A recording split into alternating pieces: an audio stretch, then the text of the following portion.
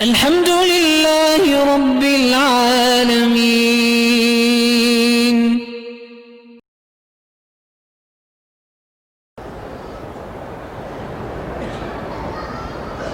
میں حافظ تو نہیں ہوں، لیکن نفلی نماز میں اگر میں قرآن لے کے پڑھوں تو جائز ہے۔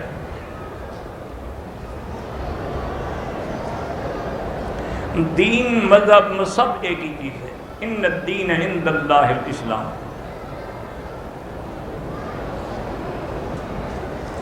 تھوڑی دیر کے لیے کوئی عورت اپنے نقلی ناخن لگا کے، یعنی ناخن بڑے کرے اور نقلی پلکیں لگا کے اپنی پلکوں کو بڑا کرے، یہ ناجائز ہے۔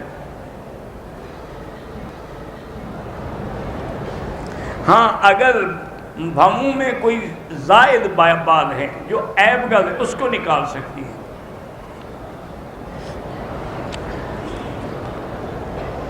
اصل میں مشکل یہ ہو گئی ہے میرے عزیز کہ لڑکیاں ہوں یا لڑکے، سب یورپ کی نئی تہذیب کے دیوانے ہو گئے ہیں۔ ورنہ آپ مجھے ٹھنڈے دل سے کعبے پہ بیٹھے یہ بتائیں کہ ناخن بڑا ہو تو کیا حسن بن جاتا ہے؟ ناخن بڑے تو جانوروں کے ہوتے ہیں، انسانوں کے تو نہیں ہوتے۔ تو اس میں حسن کون سا ہے کہ آدمی خود بخود انسانی ناخن کے ساتھ جانوروں والے ناخن لگائے؟ اچھا، اگر کسی کی پلکیں چھوٹی ہیں تو کیا فرق پڑتا ہے؟ کسی کی پلکیں گھنی ہیں تو کیا فرق پڑتا ہے؟ یہ سب چیزیں اللہ تعالیٰ نے پیدا فرمائی ہیں۔ اللہ تبارک و تعالیٰ نے جو جس کو دیا ہے وہ اسی کے قابل ہے۔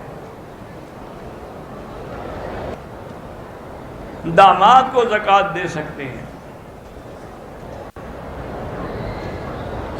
کہتے ہیں کہ فجر کے بعد جو سو جاتا ہے اس کے رزق میں کمی ہوتی ہے۔ یہ لوگوں کے گھڑے ہوئے مسائل ہیں، اس کا شریعت سے کوئی تعلق نہیں۔ ایک آدمی کی ساری رات ڈیوٹی ہے، تو نماز پڑھ کے نہیں سوئے گا تو کیا کرے گا؟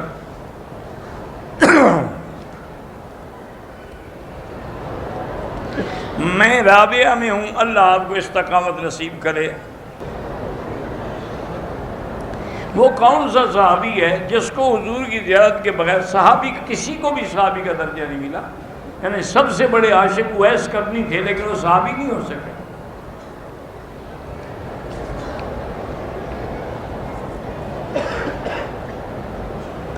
میں ایک دیندار آدمی ہوں، آمدنی میری سالانہ 30 لاکھ ہے، لیکن ہمارے گھر کے ضروریات پہ وہ خرچ ہو جائے۔ اگر نہیں بچتا تو زکوٰۃ نہیں ہے، بچے گا تو زکوٰۃ دیں گے نا۔